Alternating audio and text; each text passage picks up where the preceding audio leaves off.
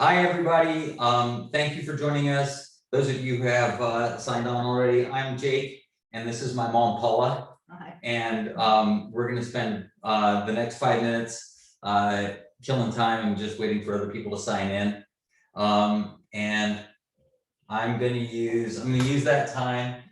Well, I'm going to use that time first to show off this beautiful set of SK ratchets. This is the ad, I guess. Yeah, well, the thing is, SK is a top of the line brand. It's not the kind of thing I would treat myself to. But in this case, I actually found this ratchet set with every piece in it when I was driving down the road with my friend Dave Hewell. We came around the turn on Lincoln Station Road, and there was a box open on the road, and stuff scattered all over the highway. And he stopped the truck, and I got out, and I bet him that if I could find every single part in the ratchet set, that I would keep it, and that if I couldn't find every part, if one part was missing, he would keep it, and I found every part. So there it is, and I've had it for 15 years. Oh, okay. You didn't put out an ad for the rightful owner to come. No, I didn't put out an ad for the rightful owner, and yeah, anyway. See, and you still have all the pieces in there. And I still have all the pieces. Again, wait one more time. 15 years, Right. not a piece is missing. Right. All right. You should keep your eyeglasses in there. Oh. I know, Christ. I'm missing my eyeglasses, everybody. So I have kind of inverted raccoon face. Everything red except for the white around my eyes, and then red again in the eyes. So I won't talk about the fact that we're going to use today to talk about Red Winery yet, but I'm going to start opening these wines because Susanna thinks it could take me more than 5 minutes to open 3 old bottles of wine. Let's see. I have opened really a lot of old bottles of wine, and I'm like the guy with the pickup truck who everybody asks to move their couch when it comes to opening old bottles of wine. And you know, something I shouldn't say, because, well, yeah. You know what I found works better than anything else to open a really screwed up old cork is a really sharp knife. What I do is I find a knife that is actually, that's sharp and it's narrow enough, like a pocket knife, to fit down the neck of the bottle. And then I find the grain in the cork. And if you look at a cork, well, these corks anyway, they always have a grain in them. And I find the grain in the cork, and I drive the blade into the grain of the cork until it's all the way in there, and then twist it and get the cork out that way. But that cork is don't do that at home. Amazingly good shape. Yeah. When they hold in their oil. It is important when you're storing old bottles of wine to keep the cork wet. If you don't keep the cork wet, they will turn to trash. And so will the wine. And so will the wine. Yeah. And you know, I remember too that when I've gone through so many different iterations of cork over the years, but these corks also have wax on them. And if you look at them, you can see that it's not just that they're shiny and compressed from being in the bottle. They have a coat of wax on them, and that helps them drive in the bottle on the bottom line, and then it helps even more when you're pulling them out. And the ones we use now have beeswax on.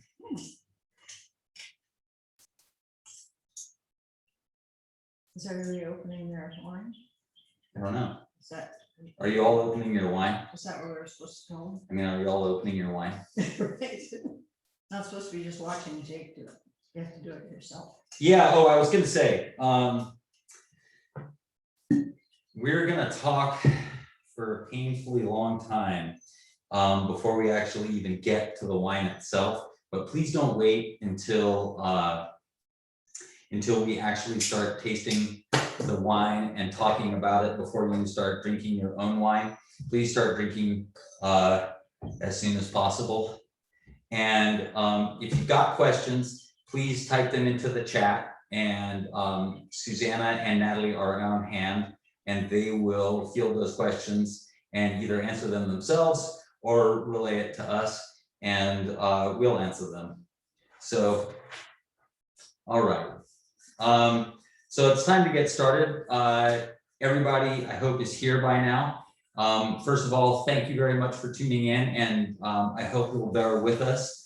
I do a lot of things okay and nothing great. And this is one of the things that I was gonna say nothing well. This is one of the things I hardly do at all. Anyway, this is the second time we've ever done something like this. And so I hope you'll bear with us through any technical difficulties we've got. We're doing it from my kitchen, and I hope the internet connection holds up throughout. I'm Jake Hawks, and this is my mom, Paula. And we're here to do two things today. One is to talk about the wines from the Red Winery Vineyard. That if you're familiar with what we do at Hawks, then you've probably been drinking these wines for a while. We're going to talk about 02 Merlot, the first vintage of Merlot we ever made at all, and the first single vineyard we ever made, which is 03 from Red Winery, and then the 2017 Red Winery Cabernet, which was included in a recent wine club shipment. That's one. And we're going to begin by just taking the opportunity to talk a little bit about how my folks ended up in Alexander Valley and how we got into this business in the first place. Yep, some family history. Some family history. All right. So what else am I leaving out here, Susanna? I think we're good. Yeah, if you have any questions, you can put them in the chat or the Q&A. We'll have time to answer questions after each wine. I think first up is a slideshow.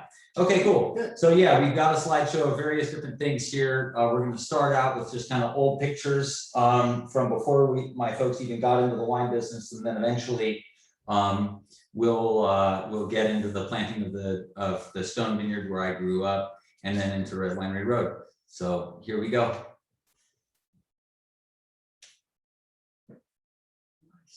See the slides? All right. So this is the view from the top of the Red Winery Road Vineyard, and yeah, you're looking across the top of that vineyard there, and then across about half of southern Alexander Valley. And it's funny because this is a modern picture, and it didn't occur to me actually until now that what we're looking at is the way Alexander Valley and southern Alexander Valley looks now, as opposed to the way it looked at the time when we first bought the place. This is Stephen and me getting married in Vienna, Virginia, right outside Washington, D.C., where we had moved from Berkeley just to try something else. And Stephen had an old pal who he'd gone to high school with, who was living there, who wanted to work on a political magazine. And I am wearing the traditional Mexican wedding dress, and the man on the left is somebody who we didn't know, who friends of my parents who lived in the area rustled up for performing the ceremony. What year? 1969. You said, that's right. 1969. Yes, long time ago. That's how come I'm so old. But there I am. And now. this was before or after Stephen had bought the place in Point Reyes? This is after he'd had the place in Point Reyes. We used to go out there and stay there when we lived in Berkeley. He lived in Berkeley. I lived in Berkeley. We didn't live together. That's the place in Point Reyes, the shack that Stephen and his friends put together from various scavenged parts, and it was without electricity except a generator. There was a generator and a really good well on that particular piece of property, and it's right up on the ridge line looking down on Leemantur Beach, and it's at the edge of what's now the National Seashore. And oh, there I am with my favorite doggie. Marcus, who was our first dog, who we got as a city dog when we were living in Washington, D.C. Both of us loved I dogs. didn't know you got him when you were living in Washington, Yes, D.C. yeah, we got him from some people who lived in Virginia, and he was very cute. Didn't work very well in the country because he got full of burrs and foxtails, being a dog who was originally from Scotland.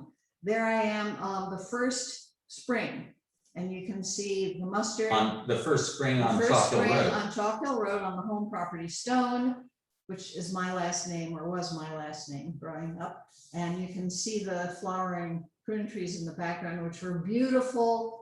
It was just this beautiful carpet in the spring, generally through the valley of the mustard and the flowering prune trees. Well, yeah, Hillsburg was called the Buckle of the Prune Belt, right? Yes, and every spring there was something called the Prune Blossom Tour, which was put on by the Alexander Valley Church Ladies Aid Society to get money for the church. There were. And that's the church, like that's a couple church doors down that's from the tasting yes, room, that's right? in Alexander Valley, a few doors over from the tasting room and the Jimtown store, which is a really nice building that we're all glad is there. It's true. It is a really beautiful old Yes. classic church. Right, and the Ladies Aid Society put on the lunch in the community hall, and busloads of old people came up and ate baked ham and Jello salads and assorted cakes, and went around on the bus and looked at the blossoms. And didn't you have to mark the cakes Yes. for which one, Right. which had nuts and which one and And which we- didn't have nuts? Yes, and we had a cake sale for additional money, and a lot of people, I guess, had false teeth. And thank heavens, I don't know about this part, but they didn't want cakes with nuts. If you have false teeth, I guess it's a particular problem. This is a really nice picture of, that's going up the hill on the home place. And you're seeing the mustard and the beautiful prune blossoms, and Yeah, I miss those because it it's was funny, really there's lovely. like the association with prunes is not exactly beautiful flowers, but God, I remember Alexander Valley even when I was a kid, and there were the prune trees just freaking beautiful. Yeah, like, sort of almost like wonderful snowfall. This is Stephen chopping away at something down in the corner of the field and looking back east, kind of across to the direction where Pyramid is, but a little bit north. A little, yeah, no, we're looking south, standing in the bottom of this, of what is now the Stone Vineyard there. And yeah. That's not Jake, that's his older brother Nathaniel, first baby. And Paula and Stephen with lots of hair. Where do you think that is? I'm looking at a fence, which I would say is along the back of, next to the house on one side or the other. This is the first tractor, Massey Ferguson, delivered by Terry Proschold from Lamson Tractor in Geyserville, which was the local dealer where you went to buy tractors if you lived in that area. And we were all And for delighted all of by it. Sonoma County. Pretty much, at least northern Sonoma County. We loved it partly because it was red and partly because we'd never had a tractor, and there it was. And I remember, I think we finally officially decommissioned this tractor maybe 5 years ago. It's hard for me to believe. I don't know. Maybe it's not the same tractor, Yeah. but I think it must be because it looks identical to that tractor, and the Might front have and the bought front wheels another are pretty distinctive, Mhm. and they look identical to it. And we operated it into like, geez, 2015 maybe. And I remember the front wheels, by the time we stopped using it, the front wheels were really wonky. You would see it driving down the road towards you and the front wheels would be waving back and forth. This is the first summer, and the crop that's being mowed there is called Sudan grass, and it was what was recommended by the county farm advisor for planting to get the field ready for grapes.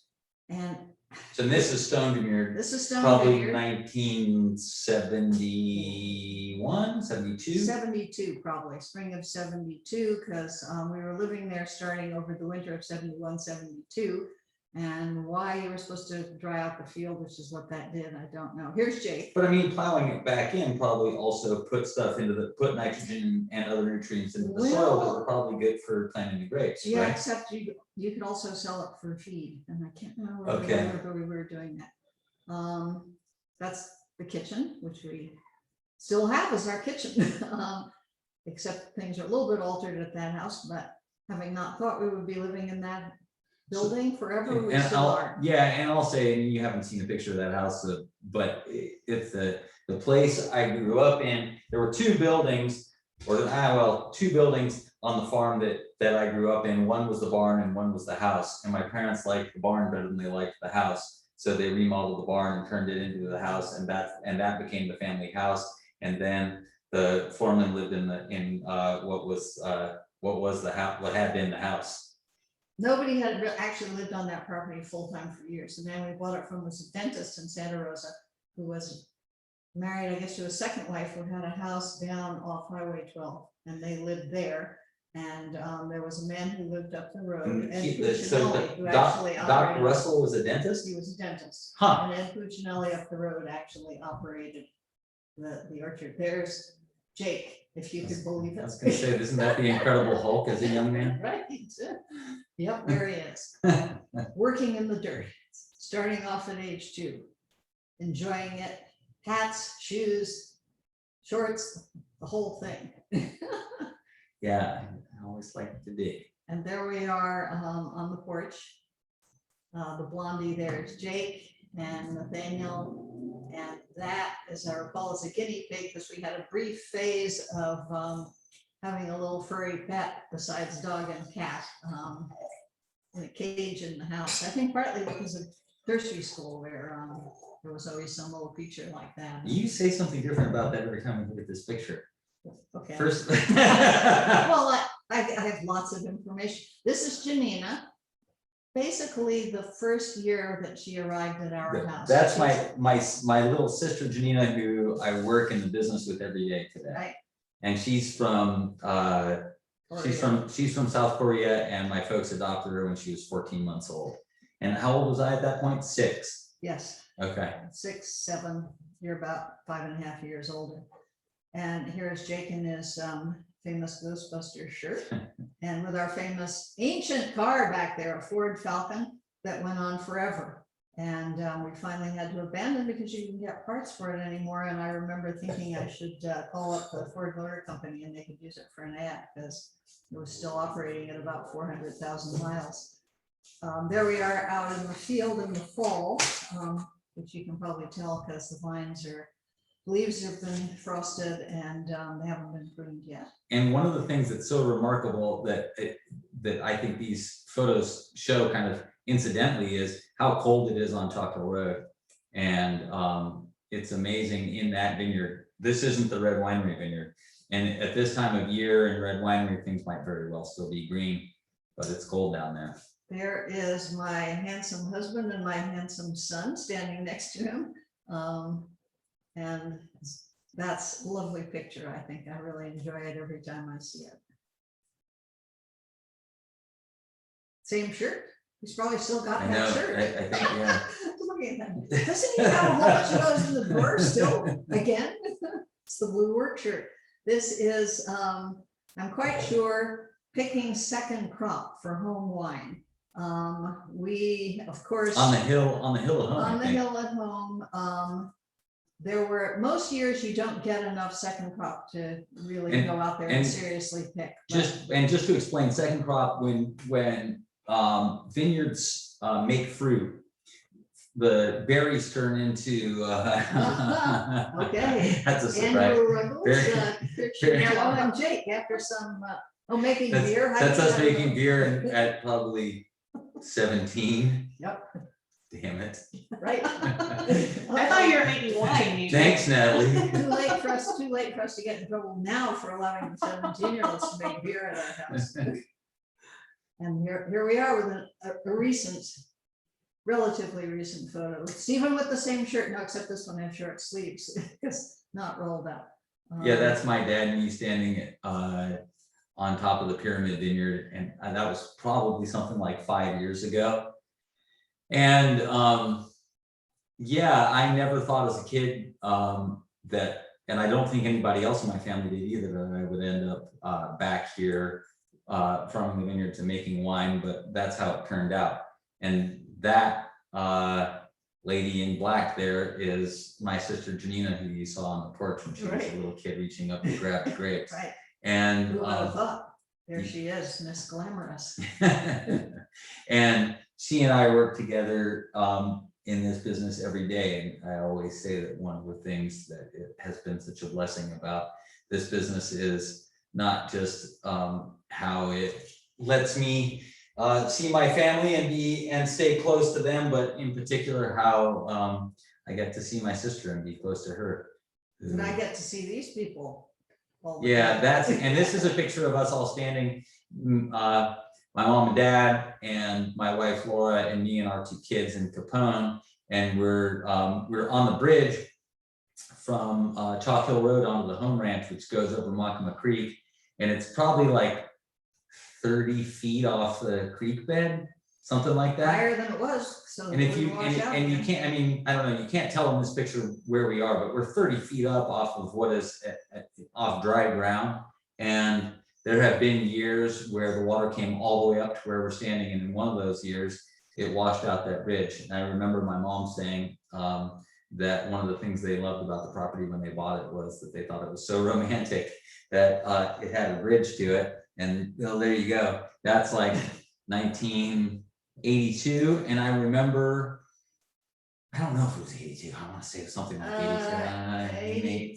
82, 83, winter, possibly spring of 83, because Janina was still young enough that we could carry her, and did, over the hill the other direction to our friends the Chuteaus, who we borrowed a pickup truck from to be able to get out and not be stuck on that place or have to take a boat across to get out, because you could see what was left of the bridge, the whole middle section washed out.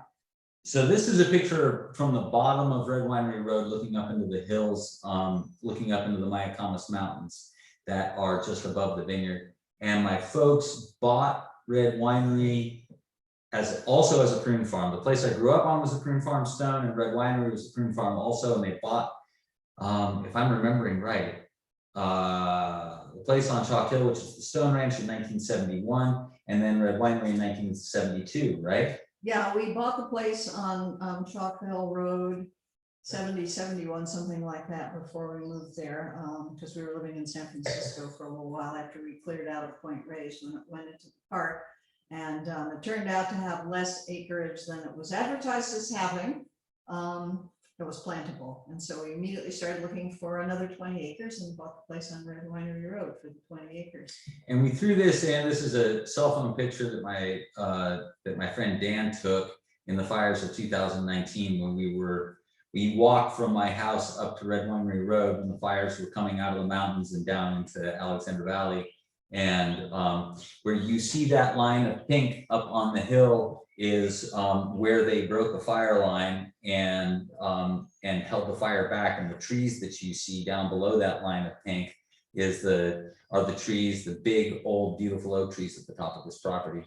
And we got lucky enough that that stuff didn't burn. So And this we think is from before that fire. this is definitely from Yeah, before because that you fire. don't see any burned over the top. No. Which I think you do now. Yeah, there is up to like as you look at this picture on the left-hand side, some of those trees can be burned up on the hill, but also a lot of this vineyard has been redeveloped since the time we took this picture. And one of the stories, I mean, in many ways, winemaking and grape growing in California has followed winemaking and grape growing in Europe, where it's been going on for hundreds, if not thousands of years. And when we started out, we were growing stuff on 12-foot wide rows and 8 feet between the vines. That was the standard that we got told to do. Yeah. That was modern, because it wasn't head pruned. I think. Was Right, modern. as in trellising up the grapes at all was Yes. was modern. Yes. And but 12-foot wide rows, and then we went from that to 6-foot wide rows and still 8 feet between the vines. And then kind of, if not in my generation, in my tenure, we've been redeveloping the vineyards again. And rather than the rows being 12 feet wide, the rows are 6 feet wide, and rather than 8 feet between the vines, we're now redeveloping everything with 4 feet between the vines. And it's exciting, and it's super expensive. It's really expensive in terms of infrastructure. It's really expensive in terms of maintenance, but it's really exciting in terms of what it does for the quality of the wine. And one of the things that the 2017 that we're going to taste today is made from still the old vines in this vineyard. This is a picture of Red Winery Road with the new development. But And the 2017 is made from the old vines on the hill in this vineyard. But one of the things that we've been working on over the course of the last 5 or 10 years is making lots of wine from the new vineyard, and making lots of wine from the new blocks, and making lots of wine from the old blocks, and then tasting them side by side. And in 2020, that was the first time that we made stuff from the newer plantings that was obviously demonstrably better than the stuff that we were making from the older vineyards. And there's Miss Tractor. So that's an exciting time. Whatever year this is. I don't know. I lost my glasses, but I think Frank, that's my daughter Frances. I think she's probably 7 in that picture. And she may have called some of the viewers. That's right. That's right. She doesn't just drive tractors. She also makes sales calls. So if you've gotten a call to let you know that we're about to sell out of the vintage, it might have been from my daughter Frances. And then she can get back to driving the tractor. It's awesome. Right. And that is Capone. The famous doggy. Gotta remember, this is like looking at a picture of yourself in And someone. there's the other dog Because who you don't it's get to like see. I thought Capone was over the hill when that picture was taken. Little did I know. This is my obnoxious bull terrier, and there's the manly photo again. That's right. That's right. Beef and rosé. Right. This is not a striptease. This is a picture that my friend Richie took some years ago now to show the difference between a Merlot leaf, which is the leaf in my left hand, and a Cabernet leaf, which is the leaf in my right hand. And anyway, Cabernet leaves are identifiable because they're small and because they're so jagged. Here's another picture of the Red Winery Vineyard from kind of the same vantage as the first one we saw of this vineyard, but obviously higher up. And one of the distinguishing features of this property, and as a farm, is that it's about 400 feet wide and about half a mile long. So how long did we figure out that was? 2,600 feet? So yeah, it's like 400 feet wide and 2,600 feet long. So there was really only one way to run the rows. Right. But you get to drive all the way down through there. Yes, you did. Without having to turn around. Yep. Except if you have a roof or whatever. Yeah, that's a very nice shot looking west, and And he gives you, yeah, a sense of what the border of the Alexander Valley is on the other side. Yes. The hills that you're seeing in the distance there are actually on the far side of the Russian River. It's fairly uninterrupted. yeah, And and one then of the the- Coast Range, I guess, are way back. Yep, and one of the things I thought about Red Winery when I first started dealing with it, that because it looked apparently flat, the soil was all the same, but that turned out to be wrong. Anyway, so these are the 3 wines that we're going to be tasting today. The O2 or tonight, the O2 Merlot, which is, as it always is a single vineyard, 100% varietal Merlot. The O3 Red Winery, which was the first single vineyard we ever made, and then the 2017 Red Winery. And well, you've got some of the wine.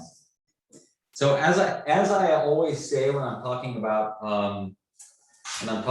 drinking multiple different wines side by side, I mean, to me, a side by side tasting is way more interesting than drinking one now and then drinking one in 3 months, just because no matter how well we remember a wine, there's nothing like having the 2 right next to each other when you're tasting them.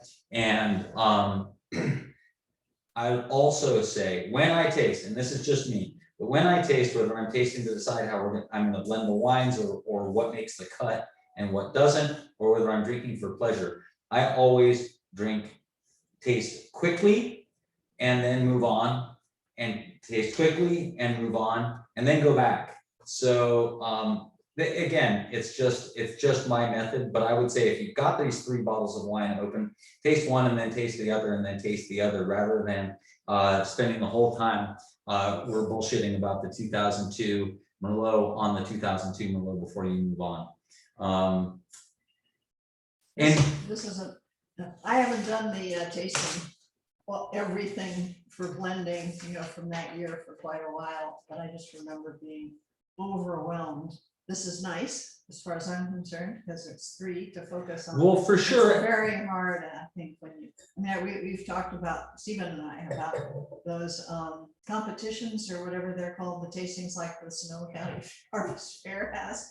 And we've heard stories about what happens when people are tasting all day, 500 different wines, and it's a circus. I don't think anybody, if they really had to say honestly, what they were doing and what they were able to distinguish when you're doing it like that, can say that it works and that you can really figure out what's going on. Well, I also think that there's a big difference between a wine that you drink for pleasure and a wine and it's pleasurable to drink, and a wine that you drink in a context like that stands out in the context. I mean, the purpose of a wine is not to stand out in the context of a wine tasting. The purpose of a wine is to be pleasurable to drink and to complement your state of mind and whatever you're doing, whatever you're eating. And I guess one of the things I'm sort of trying to say is that it strikes me, which I sort of already, I suppose, to some extent felt, that it's not, don't put a lot of value on what comes out of those events, because I feel like it's not that the people are you banging on scores? are necessarily not competent and not really interested in it and not doing their best. But I don't think it's a very good way to really be able to tell what's good and what you think people will like. But you have to decide that yourself anyway. I think that's right. Anyway. It's hard, it's a hard thing to figure out what wines you ought to be drinking. But before we start talking about the 2002 Merlot, I want to just take a second and answer any questions anybody's got so far. All right, yeah, we actually have a few viewers that would like Paula's perspective on how things have changed since the early 70s when we settled in Alexander Valley to today, both in the agricultural community and the community as a whole. Let me start off because in a way it's sort of clearer to me. The community as a whole is amazingly different. We were definitely outsiders, both of Stephen and I having been born in New York and winding up in California. And we were sort of the beginning wedge of change in this area. We originally were looking for a place in the Napa Valley because that's where everybody looked for a place to grow high quality grapes and make good wine. Stephen had grown up with serious wine. I knew nothing about it. I like farming. I liked agriculture, but didn't know really anything about wine. But we found a place on Chalk Hill Road and loved it. There was something called the West Coast Wall Street Journal, and my parents at that point were living. It was called the West Coast Wall Street It was the Journal? West Coast edition of the Wall Street Journal that was published in San Francisco. And my parents apparently either got it on Sundays or read it from time to time, and they were looking at the ads, among other things, in case something turned up for us. And there was the place advertised on Chalk Hill Road, and we went and looked at it and loved it, and looked at a bunch of other places, including in the Napa Valley, and always came back to looking at that one and decided that that was our favorite. It is, yeah, that ranch is so beautiful, partly because it has this it has a kind of feeling of just, it's its own little valley. Yeah, it's its own little valley. It has the creek, which can be a terrible pain in the neck as take the bridge. It has the flatland, it has the beautiful woods with big old Douglas fir trees that are hundreds of years old. It's just a nice enclave across the creek there, and we've been very lucky because if you've ever been up to the cottage, what I call the Winter Palace up on the hill, it's amazing how unchanged it is. Yep. When I came back from the 2019 fire and drove back onto that place, which I felt very fortunate, still looked the same, and nothing that when you drove in had burned. It was the same, and it basically has been for 50 years. And I want to say just one thing about this. Well, I guess not one thing, but anyway, I think in my generation, I'm 45 years old, I was born in 1975, and I think growing up in Sonoma County, things are so much more expensive now than they used to be. I think that there's a temptation to say that that things were way better back when. And I don't know exactly how you feel about that, but I don't feel that way.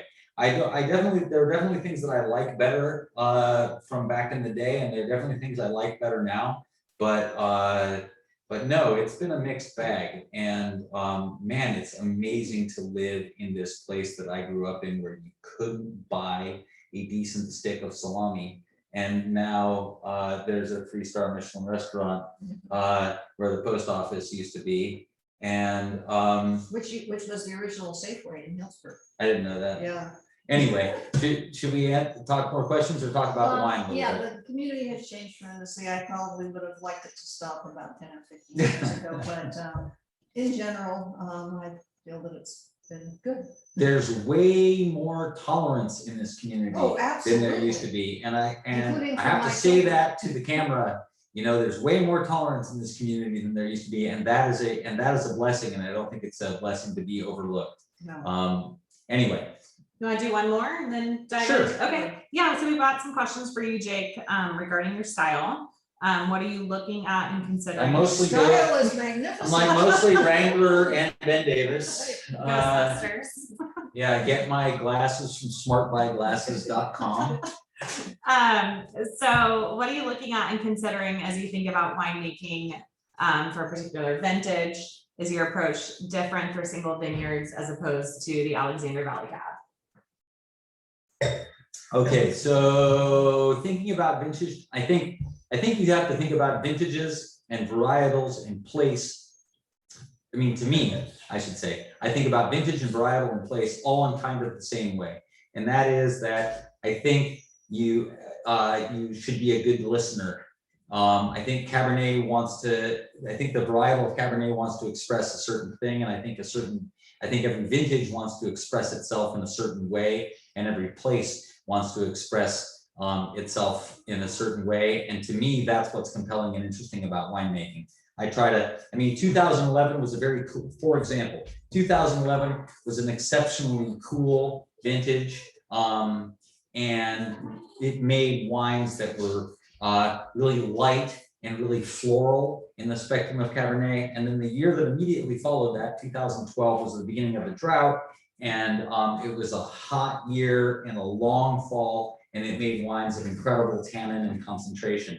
And I didn't try to make the 11 and the 12 taste the same way. I tried to make each of those wines represent the vintage as well as they possibly could. And that's what I think about when I'm making the single vineyards too.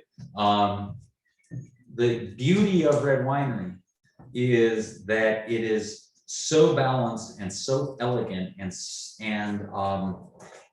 so subtle, and that's what that place has to offer.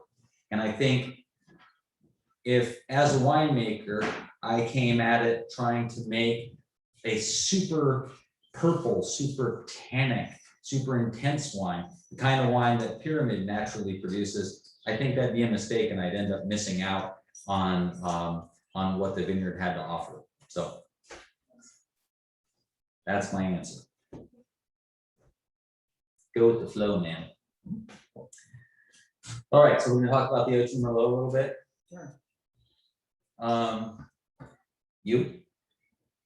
Yeah, this wine, and I think it's partly because it's Merlot and partly because of the age, is to me very French Bordeaux tasting. The color, which of course is getting browner as it ages, because they start off much more sort of rosy purple, both the Merlot and the Cabernet, and they get browner. And I know it has less fruit, and I'm a real fan of fruit, and it's one of my objections to letting the grapes get what I sometimes consider overripe, which was a style for a while around here. I think that overripeness is still epidemic Yeah. in California Cabernet. But this, obviously, that's mostly gone on, but I think it has very nice quality that old French wine also has, and which we recently had. courtesy of a friend who loves wine and very nicely shared some 81 Margot. 81 Margot with us for Stephen's 80th birthday. I noticed I fill my glass much more often than I fill yours. And this does remind me a little bit of that. And I think that's also partly because it's Merlot. And I forgot to look up what Margot uses as the main grape. I think Stephen said he thought it was mostly Cabernet Sauvignon. I think it is mostly Cabernet Sauvignon, but the thing is too that this wine also, this is an 02. It's the first, and it's all from Red Winery Road, and it's all Merlot, and it's the first vintage of Merlot that we made. And you know, God, it's hard to come to terms with, but there's a lot of water under the bridge from the time that we made this wine to now. I mean, this is almost 20 years ago. Yeah. And so 40 years ago, this is halfway in between now and when I can first start remembering things at all, is when this wine was made. And when I first started remembering things at all, I mean, we were harvesting Cabernet at 22.5. Yeah, and this is, as things have gone, relatively low alcohol, although not. It's 13.5 alcohol. I know. Which I don't think we've made a red wine that's under 14 alcohol since 2003. And we talked about this the other day, but French wines generally, and I don't know if that's still the case, are lower alcohol than California. I think for various reasons, but it's much higher latitude than California. It rains in the summer. They have a harder time getting the grapes right, or what we consider right. And when we first moved here, reds were picked 22, 23 bricks. And that was, I think, because that's the standard of French wine. And that's like how French wine was made, and that's what people figured they wanted to make here. And I think one of the things that we discovered, and I think one of the things that people have gone overboard with it a little bit, is that good things happen when you cut the grapes a little bit riper. One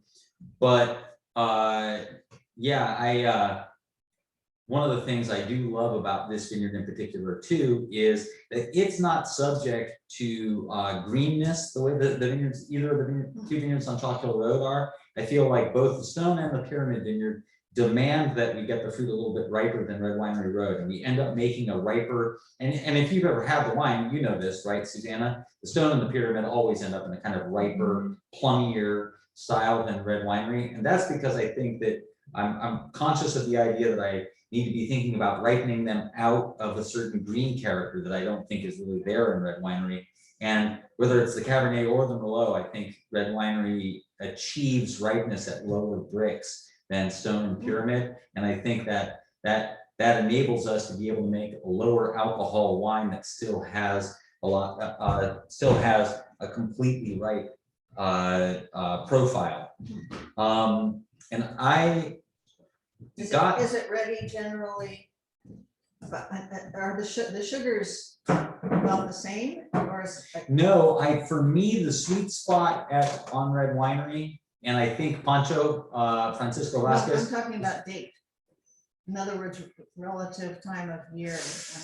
No, I think now we're harvesting Red Winery a little bit before we harvest the other vineyards. Pyramid, generally speaking, Pyramid is just kind of like a prodigy.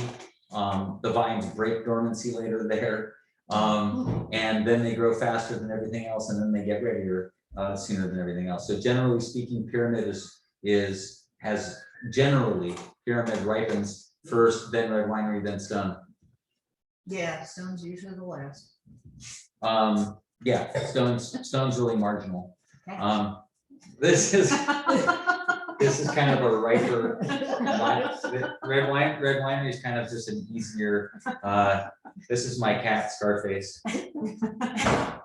Who's now turned loose. Yeah, this is my cat Scarface, and this cat showed up as a stray on my folks' place on Chalk Hill Road, and well, We think it's the same. we didn't know, but anyway, my dad told me a story that he trapped. There were two stray cats, and they were terrorizing his cats, and he trapped one of them, and the other got away.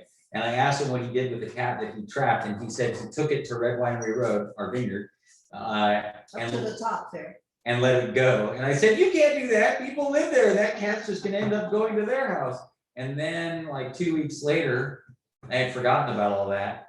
And a cat showed up at our place in Jimtown, and it was black and white and had a big, and when he told us that the cat had upset him because it smashed its face against the cage. And then that cat showed up and had a big scar across his face and otherwise fit the description. Right. Anyway. Good, it's a good. We were really it's a talking good about the story. wine lot, right? It's a good, I want to know about the cat. That's a good story. That's an interesting story, that the cat goes from our house to Red Winery. Anyway, I have to say, I just do want to say that I think that you know, it worried me going into this, and before we decided that we were going to have this tasting, both the O2 Merlot and the O3 Red Winery, I was concerned about having a tasting with wines that were dead.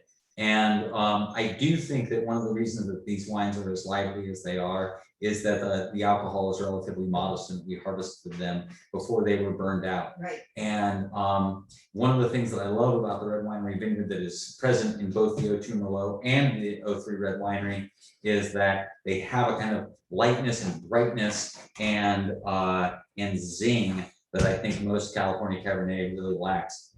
I will say that I think the signature of Red Winery, whether it's Merlot or Cabernet, is baking spice. I always get that in my tasting notes. And the Cabernet, I almost always get mint and chocolate and really in red fruit. And I don't think either of our other two vineyards produce Cabernet that I would describe as having a red fruit character. Red fruit, you mean? By red fruit, I mean like red cherries. Cherries.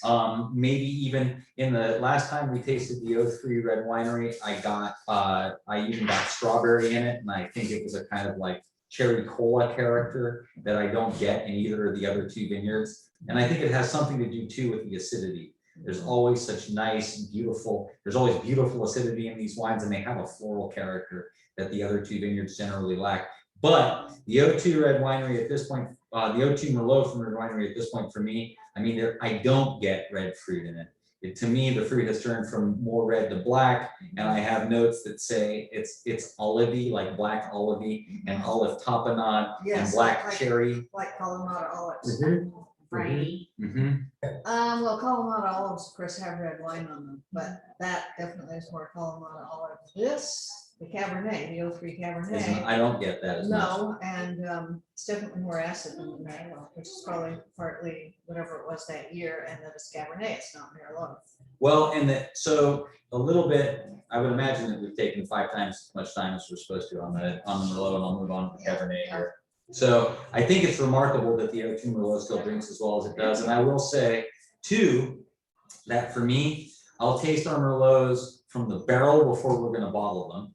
And then I'll taste them right after we bottle them just to kind of check in. And then for me, I just tune out for about 5 years and then start tasting them again. I've always loved aged Merlots. When I first got turned on to wine, one of the great experiences I had with wine was in the basement of a club in Cleveland, and they had this astonishing wine collection, and this guy opened a bottle of 1982 Chateau Ninet, and it just blew my mind. What are you doing? Selling wine.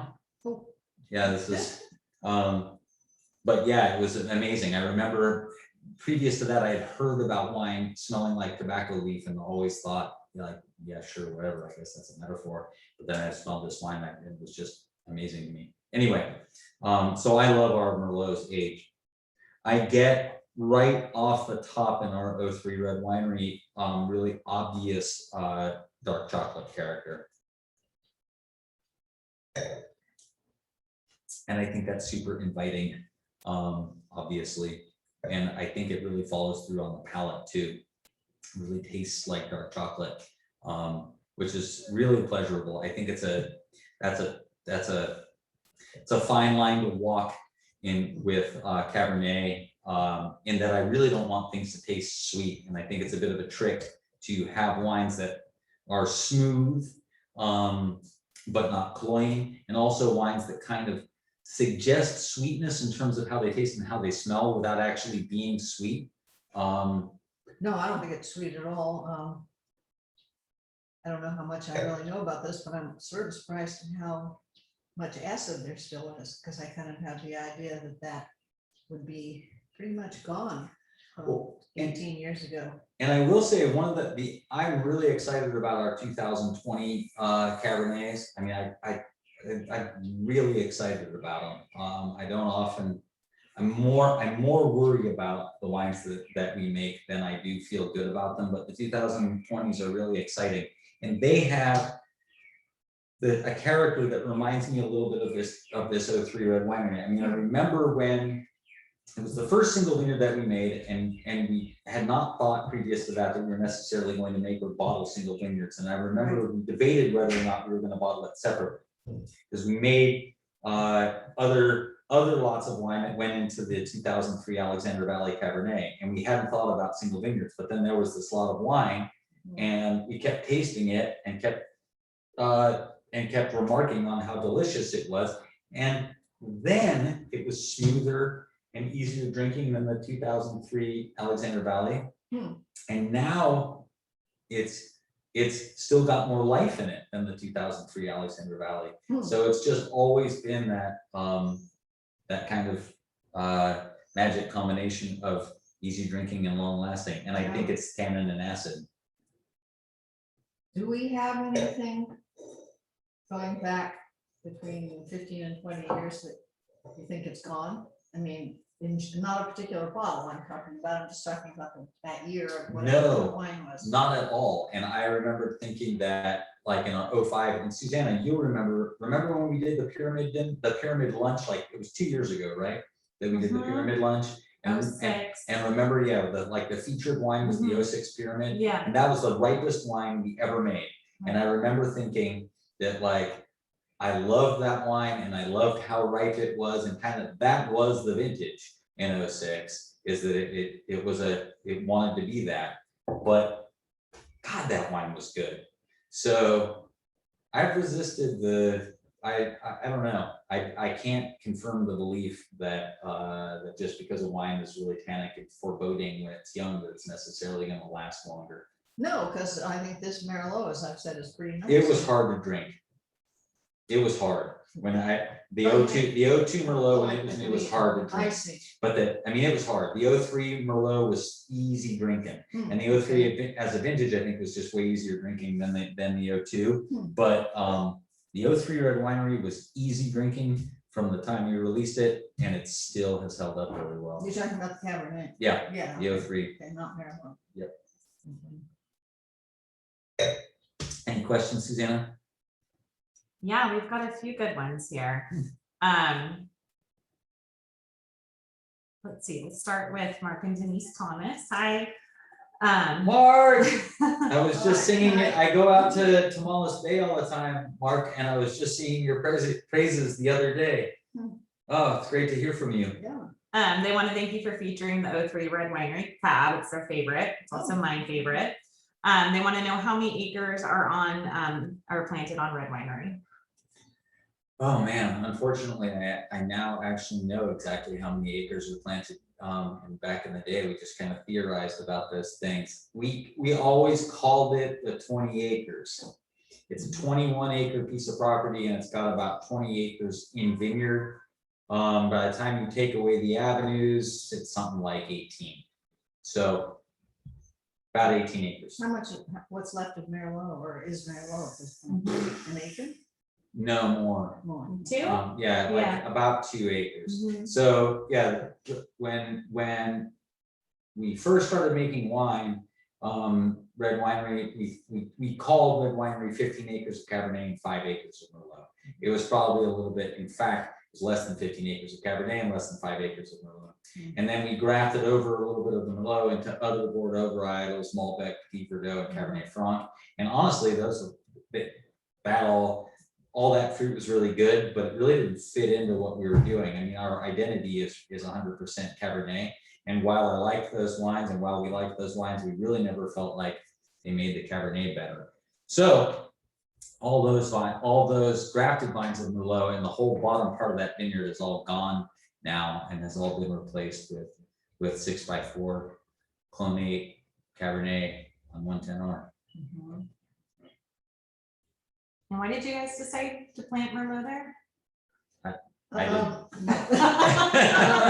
Steve Better question for Paula. always resisted anything except Cabernet. The home property stone was 100% Cabernet. The hill, the bottom was all Cabernet, because that's what Stephen wanted and thought, why bother with anything else? And he still kind of feels that way.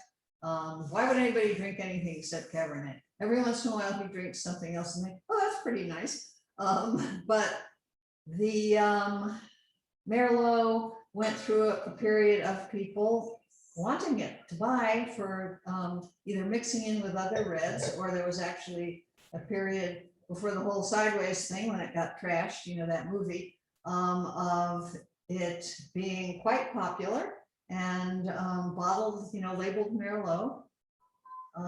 And it was, you know, I always liked it. I think it's a nice, different red from the Cabernet. And I also have to say that, you know, I think it's easy to forget that in today's world, that wine is an agricultural product, that we're farmers, and that ultimately the wine business that we have is an evolution of the farming business. And I mean, I'm lucky. I love Cabernet, and my dad loves Cabernet, and my mom loves Cabernet, and we get to grow Cabernet and make Cabernet for a living. But I think it would be disingenuous to pretend like you don't have to pay some heed to the market.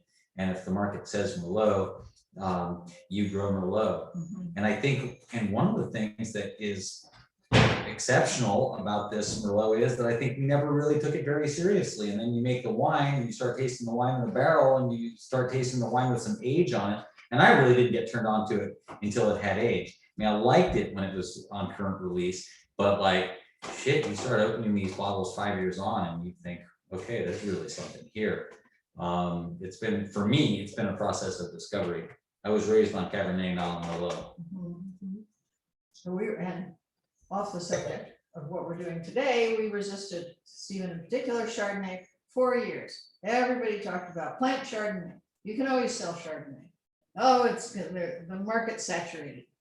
We're not going to plant Chardonnay. We planted Gewürztraminer at the bottom at one point because in desperation we were selling. Maybe I shouldn't say this. We were selling to Gallo because the market for selling grapes years, you know, I'm talking 30, 40 years ago, probably at least 40 years ago, was very bad after many people got into growing grapes in Sonoma County, and the bottom just fell out of the market and you sold wherever you could. And Gallo said they would buy the Gewürztraminer, and it never really did very well there. And we finally said, okay, we'll plant Chardonnay because might as well try that. And it's still popular, and it has. We had 1 year and we had to throw it away, and we almost made bulk wine, and we got told, do not make bulk wine Out of Gewürztraminer? No, out of the Chardonnay. After we planted Chardonnay. Because there are people who are now pouring it down the drain because they have to get the next wine in, and nobody will buy the bulk Chardonnay. So other than that, Chardonnay still sells. And so we still do have some on the home property on Stone. Yeah, and the thing is, that has just turned out to be an amazing Chardonnay vineyard. Yeah, we didn't know that No. spot down there turned out to make, I mean, it's almost Russian River. It's super cold. It's cold down there. Yeah, it's cold. Late coming out. It's a cold spot altogether where I live, that vineyard, and turns out it's well suited to Chardonnay. For those who like Chardonnay, which I've never been able to persuade Stephen. Well, it's, you know, I mean, to me, it's dissent is important because I'm such an egomaniac. It's nice to have people around who disagree with me, so that it reminds me that there are other points of view. And it's been informative to be married to somebody who's interested in all kinds of things besides Cabernet. That's my wife, Laura. And it's been great to work with somebody who's singularly obsessed with Cabernet to the exclusion of everything else, who's my dad, Stephen. I think it's nice to have some other ones. I really like the Semillon from there, that there's just a small amount of. It's very nice. Yeah, but I also think that great wines great varietals and legendary varietals like Cabernet and Pinot Noir and Chardonnay. I think they're legendary for a reason. Oh, sure. And I do believe that, I mean, in spite of the fact that I like to drink all kinds of different things, I think there is just nothing like Cabernet. And if you have the opportunity to drink an aged Cabernet that's good, it's transcendent in a way that no other wine is. All right, I'm probably way too far off topic. No, you're fine. There's a question about your writing, if you really write them. No. When's your collection coming out? No, Tom Wolfe writes those letters. Oh, yeah, we sold him. That's where all the money goes. I mean, you wonder why our single vineyards Yeah. cost $17 a bottle. It's because we have to pay Tom Wolfe to recycle languages. So the second part of that question is their collection coming out, and Yeah, I hope so. how does Laura feel about her characterization? I think Laura's always like this. Isn't she always the superhero? I think so. Yeah, she always comes home and like, it doesn't always, but I remember a story where Laura came home and hung her axe on a hook. She was after she was fighting fires. Yeah, yeah. I mean, there's a question, how do you feel anymore. about your characterization in Jake's stories? So she's thumbs up. Thumbs up. She brings the fantasy back down to earth, is my general sense of how that goes. Yeah, yeah. But the fantasy. I'd like to be mentioned at all, so. Oh. I'm not sure all those people who are written up in those stories exist, but I'm prepared to give a certain latitude. So you don't believe in Jeremy and Tito? Uncle so-and-so. Yeah, Uncle so-and-so, who was early on some uncle from Appalachia or some such. Who lived in the driveway for a while. So about the 17, Right? should we talk about the 17? Yeah, let's talk about the 17th.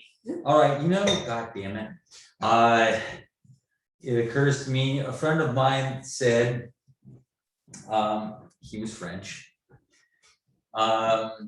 Everybody likes a little bit of Brettanomyces in somebody else's wine.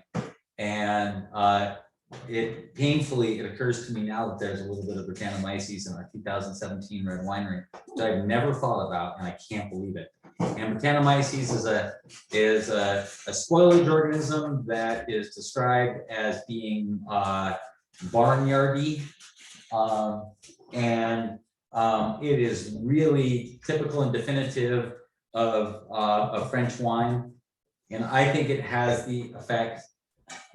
What's up, B? The dog farted. I think it has the effect of really bringing out an incredible fruit character in wine, in a very small, in a micro dose. How does it get there? It just lives in the winery, or? It lives in the winery and lives in the barrels, and it's kept at bay by various cleaning practices. And its ability to be able to reproduce, its ability to be able to flourish is partly a function of wine chemistry.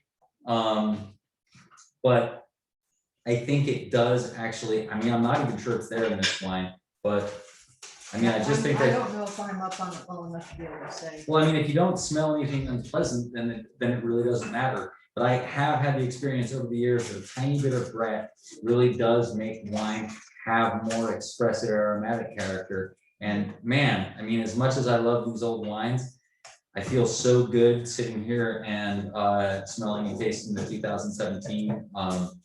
Does it continue to expand in the wine, or if it's? No, it's not real hip to say so, but we sterile filter our wines Yeah, I was before we gonna bottle say, them. Right, to just, And so- among other and- things, to keep that from happening. Well, that's the only reason. But God, I just think that this wine has such amazing aromatics. It smells like violets, which I don't remember any of the earlier, like any of those old vintages. And to me, that's partly a function of a little bit more ripeness. I wouldn't call the 2017 overripe, but I do think it has a little bit more dark fruit than either the O2 Merlot or the O3 Red Winery. And The O3 Red Winery now smells like lime pickle. Indian lime pickle, which is very I don't know if nice. I know what that smells like. Oh, I know what you're talking about. Wow. you get that from this Absolutely. now that Wow. it's been open for a That's a while? trip. I was like, it's a Yeah, it really condiment does. that you, that's made in India and, it's traditionally served with curry. Okay. Mm. Yeah, I picked it up again and thought, wow.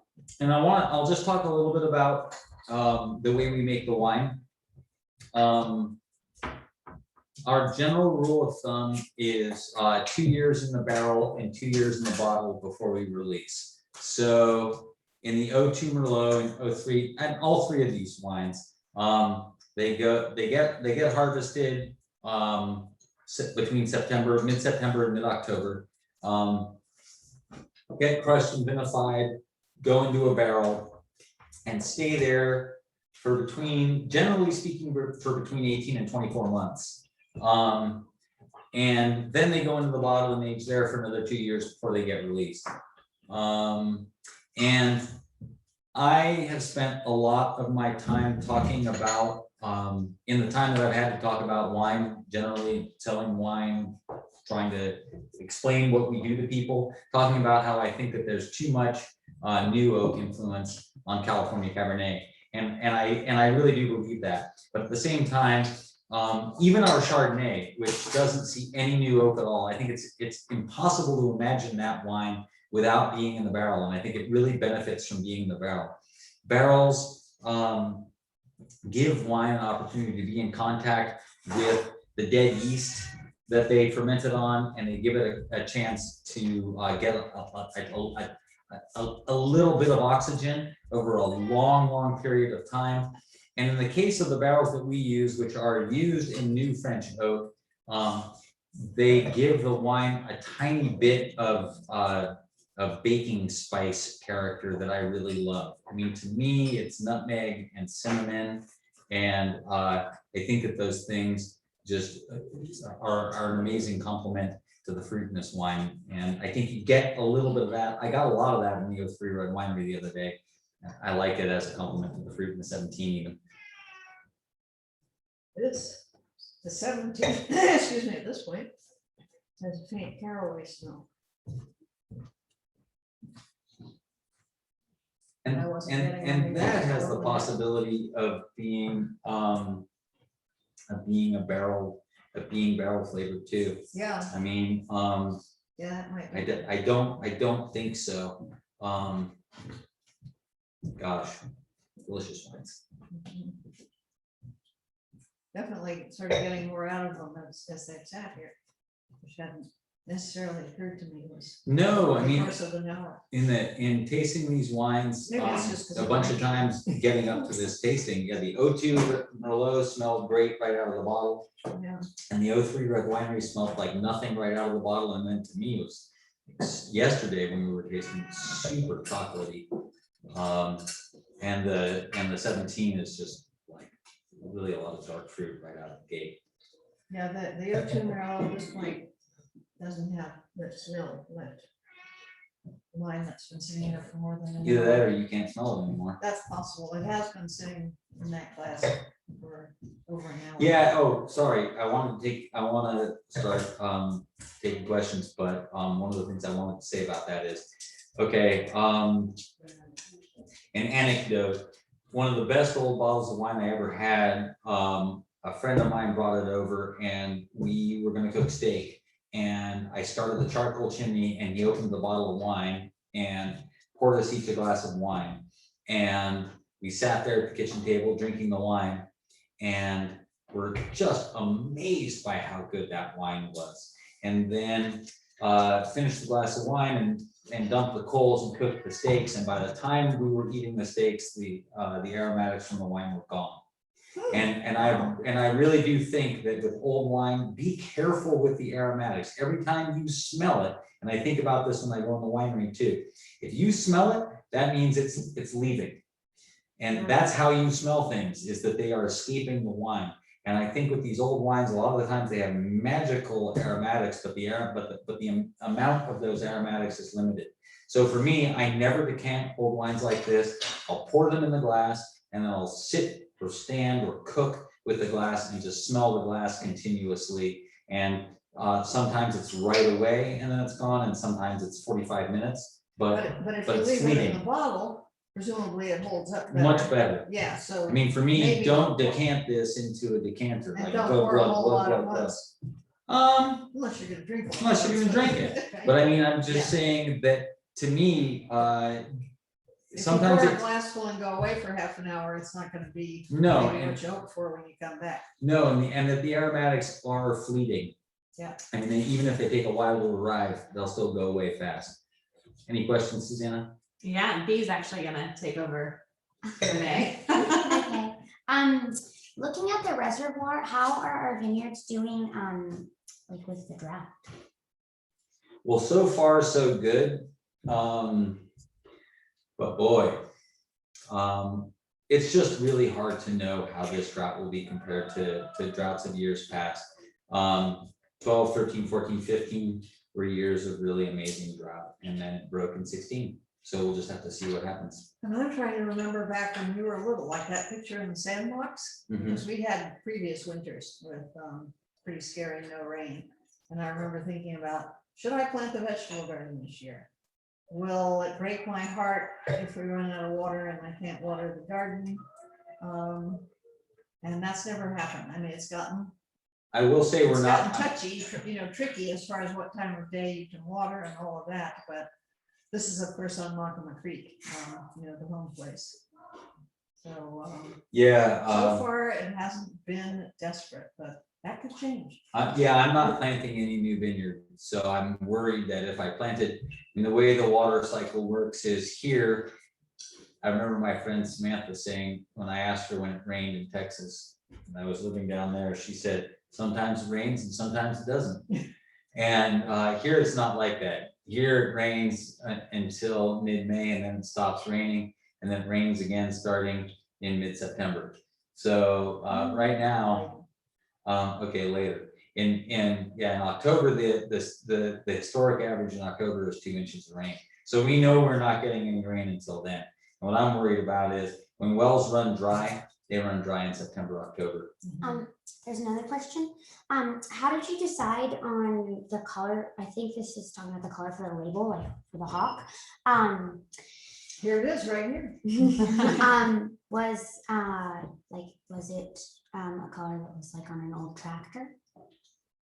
When we went to get red capsules at the beginning, the places that made capsules looked at us like we were crazy. What do you want that color for your capsules for? Why do you want red? Why do you want that sort of orangey, what I call Chinese red? And it was very hard to get them to produce. The capsules were being made in Spain at the beginning. And not I to think get they into still this, are. maybe they still are, to get into this too deeply, but you had to be careful about when you ordered, because everybody in Europe was gone for the month Still, of it August on still is that vacation, way. and so on and so forth. But in any case, getting the samples that were the right red, and this, I guess, also has come up with the label, but less so than with the capsules. At the beginning, getting them to actually produce the red that we wanted was difficult. I've always liked red.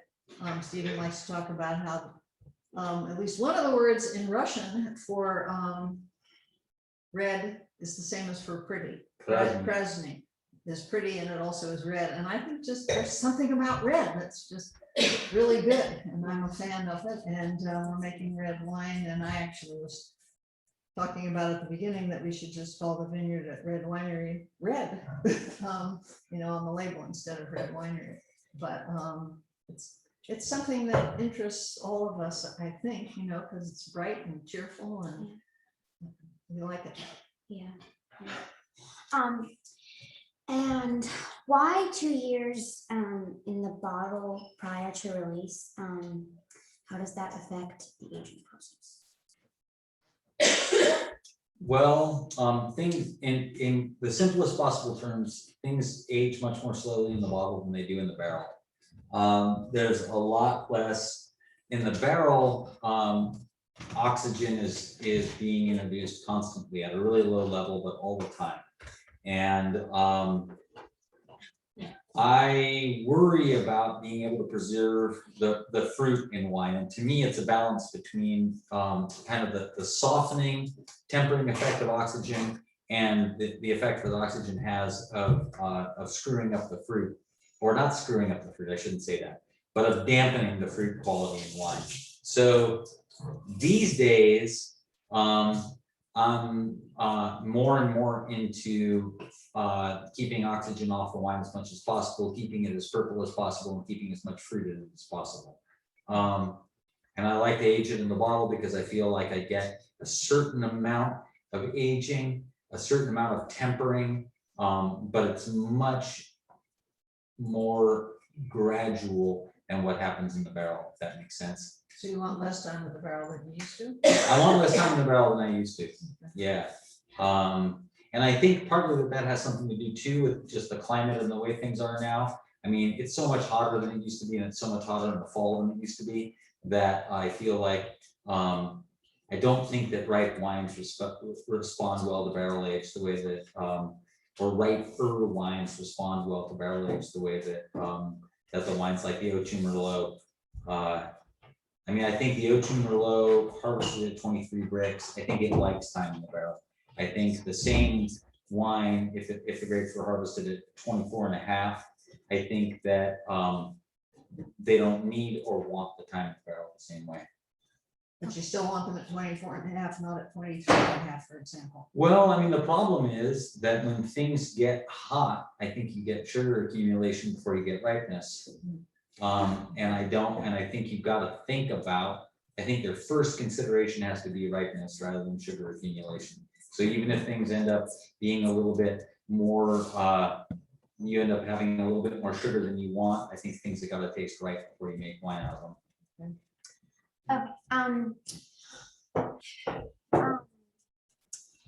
Why did you pick the shape for like the bottle?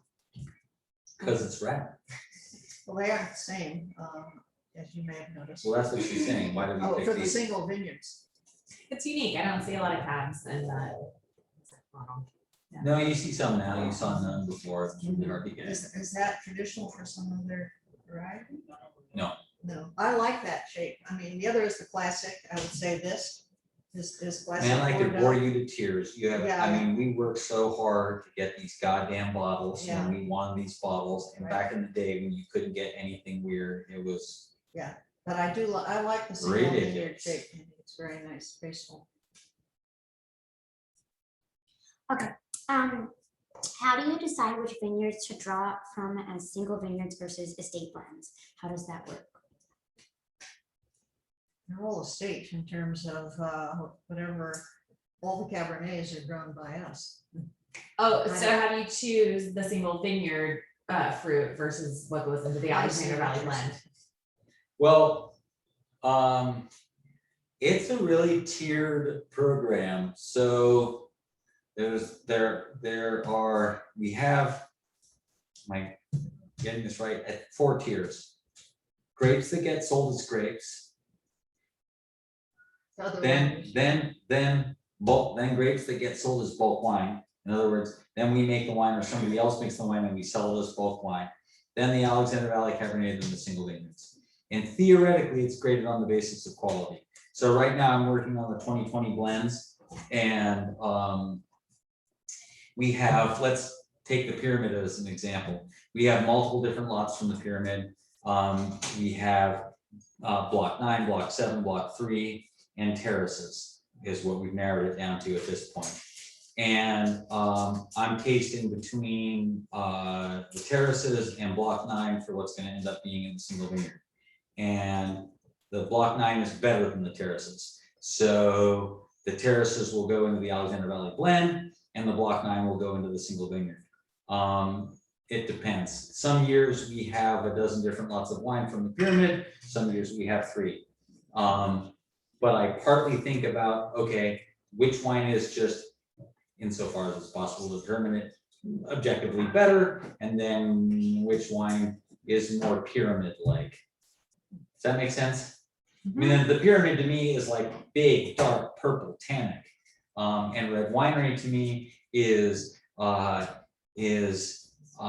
soft and aromatic and elegant. So I look for something that I think expresses the individual quality of the vineyard. Dad, what is your favorite hops, wine, and vintage? And then same question for you, Grandma. I really like the 2020 Cabernets. I like the 2020 single vineyard Cabernets. I probably like, of those 2020 single vineyard Cabernets, I probably like the Stone best, but it's a tough call. They're all really good. I think Pancho likes the Red Winery the best.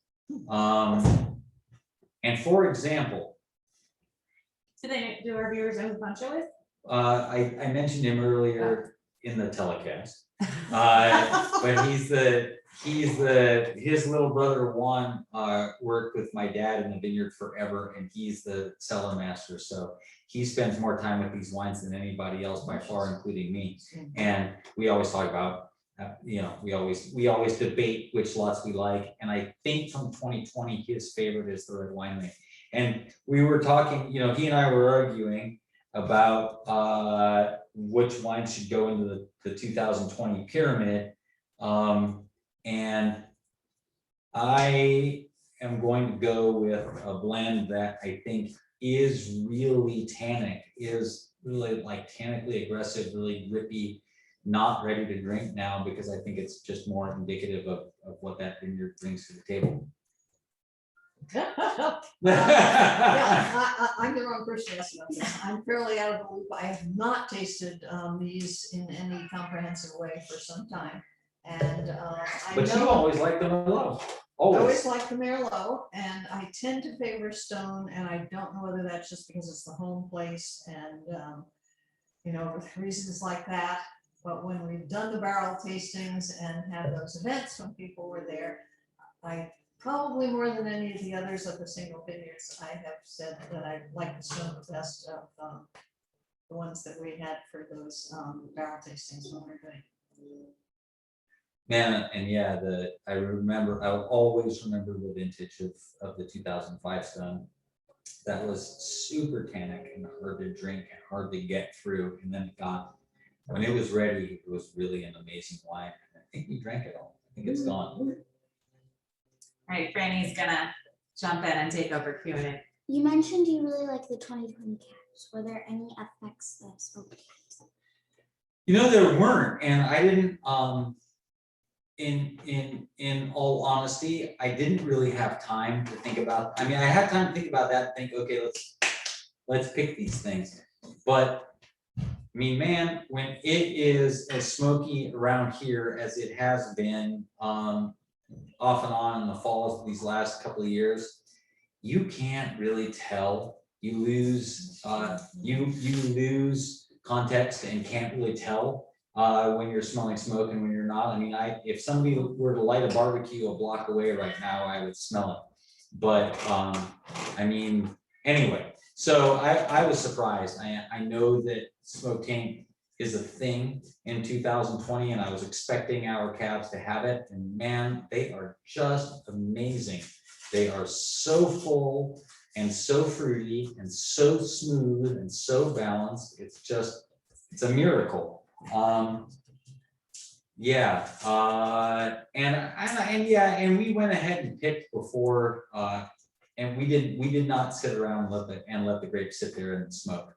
We picked and moved on with our lives. And I think tasting those wines now, it's evidence of the fact that was good luck. As I always say, they don't pay me to make good decisions. They pay me to make decisions. Someone said I also have 2012 Cabernet and Merlot. What are your thoughts about that year?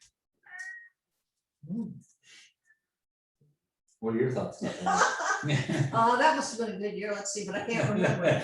2012 was like Let's the see, beginning of the drought, We and I had think Francis in 2012. It must have been a good year. 2010. No, we had you. You existed.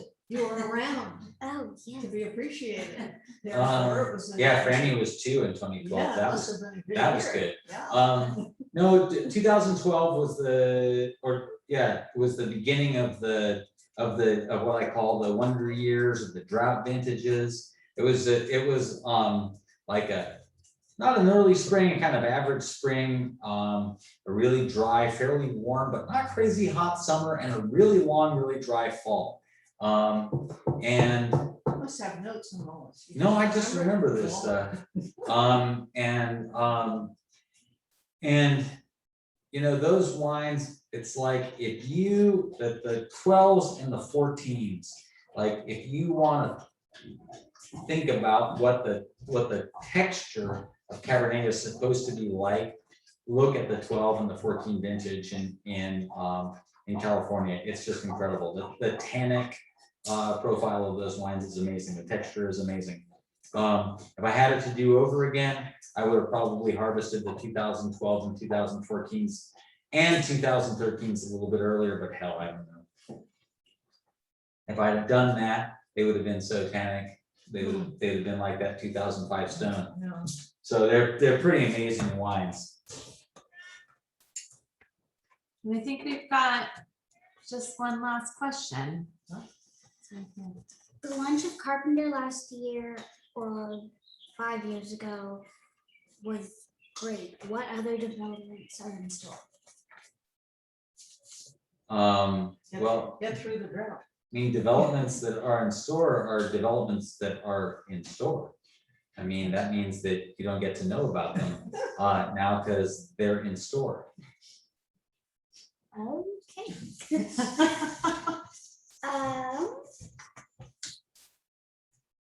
Now, you may notice it's so funny, the telling thing is always which glass is empty. Was that your favorite? Oh, 3? You know, it really blew me away when we were tasting these wines yesterday. Because I thought it was so chocolatey. I don't know. I like the 17 a lot yesterday too. I don't know. I like all these wines and they're really, really different one from the other. And that's another thing. Our wines are going to be different vintage to vintage because life is different vintage to vintage. Can't control them. It's just are what they are. Mhm. Now just take care of them. Like you, friend. All right, everybody. Well, thank you so much for bearing with us. I'm grateful for your support as always. And thank you, Ma. Oh, God, thank you for doing this. For being here. Yeah. And Thank you all for yeah, putting up with our sitting here rambling on. yeah, That's the nice. next one will be my dad. It will. So, Oh, my God. I think I'll be out of town. No. so strap yourselves in. All right. Thank you, everybody. Good night. Bye. Thank you.